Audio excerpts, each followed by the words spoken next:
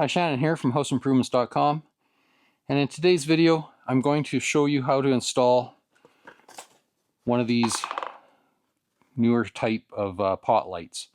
So commonly called wafer lights, slims, pot lights, whatever. They're an LED light that basically is replacing the old style pot lights that we all used to know. So the light itself looks like this. This is what you see. That's what you see coming out of the ceiling. Up in the ceiling, there's a driver, the cord that connects the driver to the light, and then the driver will be wired into your electrical. These have been advancing a lot. Seems like every few months there's something new about them. Or they've been out really for probably 4, 5, 6 years now. Pretty mainstream. This particular one is a 4-inch wafer light in white. But this one, what's different about it is it actually has adjustments on the driver for the kelvins and the lumens. So you can kind of customize what type of light as far as the color and the brightness that you're getting out of your light. So that's kind of different. In the past, you kind of bought your light that was already set at a certain kelvin and a certain lumens. Then they kind of went to where you could adjust the lumens, and now we've got both on there. So instead of having a whole bunch of different products, they can kind of sell this one light and you can adjust it to your preference. So anyways, they're not too hard to install. First off, you want to be sure that you disconnect any of your power sources or anything as usual.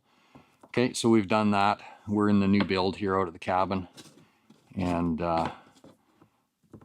this is where I'm working. There's going to be a connection here in the cable that goes between the light and the driver. So it's usually pretty good if you can just get rid of the light for now, because the first thing you're going to need is the driver. The driver will open up. Okay, and inside here is where you've got all your connections. This one has nice push connections. Some will just be morettes, which is fine. So I just want to get my wiring all out of the box like so, and then on the end where the wiring goes, you'll see there's a few different knockout locations. So pick the one that works for you and get rid of that. And normally you can either just use a screwdriver or handle your pliers or whatever. Kind of knock that out of there.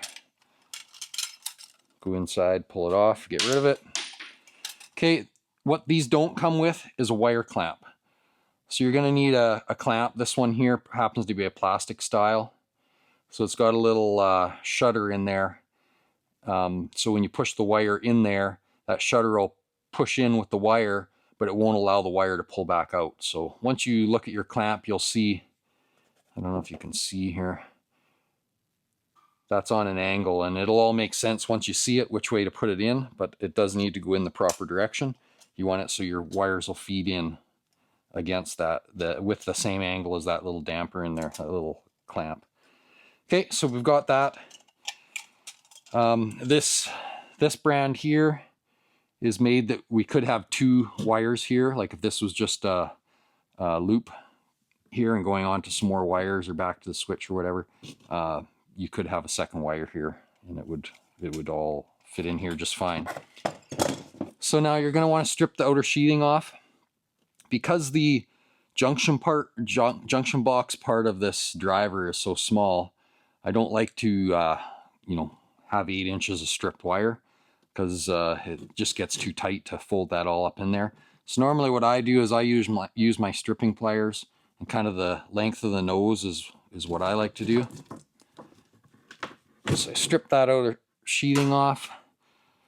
We're going to strip off the sheathing off each individual wire. Now you're going to need about 5/8 of an inch stripped off to go into these connectors that are in here. Okay, so we've got that. The ground obviously is already bare anyways, and I think I'm sure I mentioned that you shouldn't be doing this with the power on, so make sure your power's off. So then our wire can slide into that clamp There are metal clamps as well, and that actually the metal ones are what I normally use. It just happens this is what I had today. So I'm pushing that wire in there into that clamp, and I want just like a 1/4 of an inch or so of the white showing inside. Okay, you don't need an excessive amount in there, and that clamp is holding that up there. So now it's just as simple as plug and play. So we've got a ground here in the driver box, so I can push my ground wire into the connector. It's hard to do and show you at the same time. Now, I don't know if you can see this, but you can actually see the copper in this clear end of the of these clamps and these wagos or whatever you want to call them. So you should be able to see that copper sticking in there, and then you know that it's in all the way. Okay, so we've got that. We've got our white here. So white to white, same thing. I'm just pushing it in.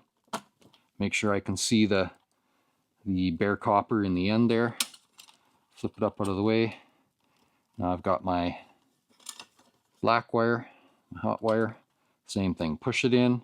Be sure that I can see the copper, and then you're good. And then you just need to fold these guys all back into this driver junction box, like so. Get the lid closed. Come on. Like that.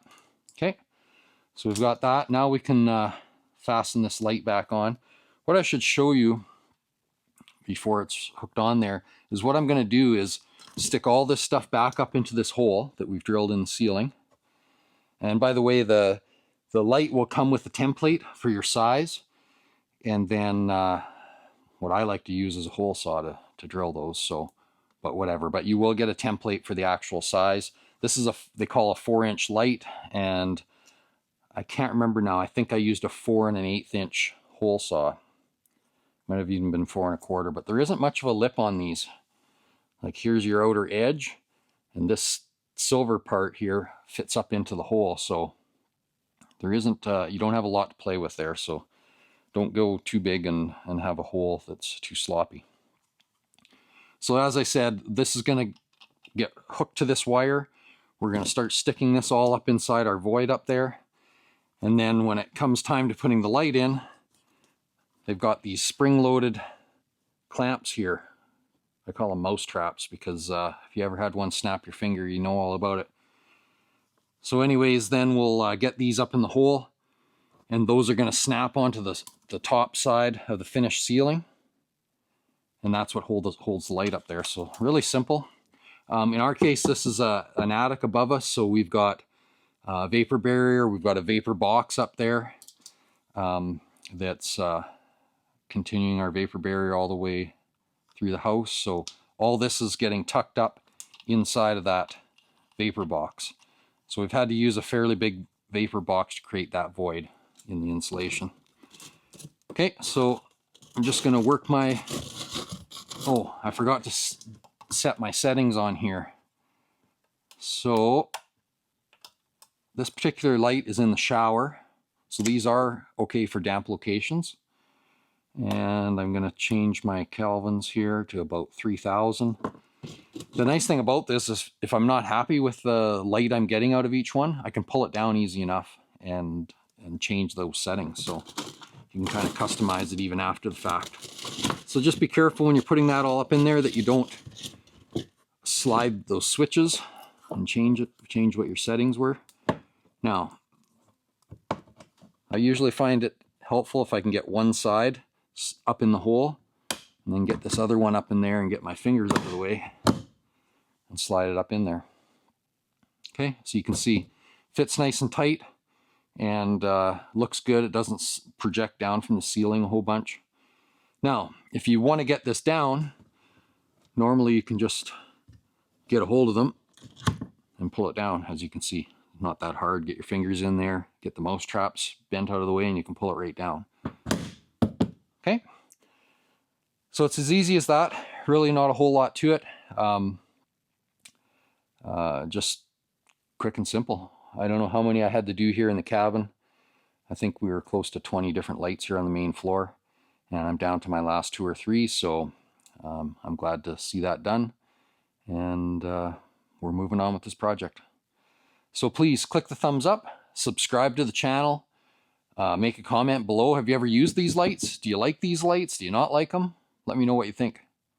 Thanks for watching.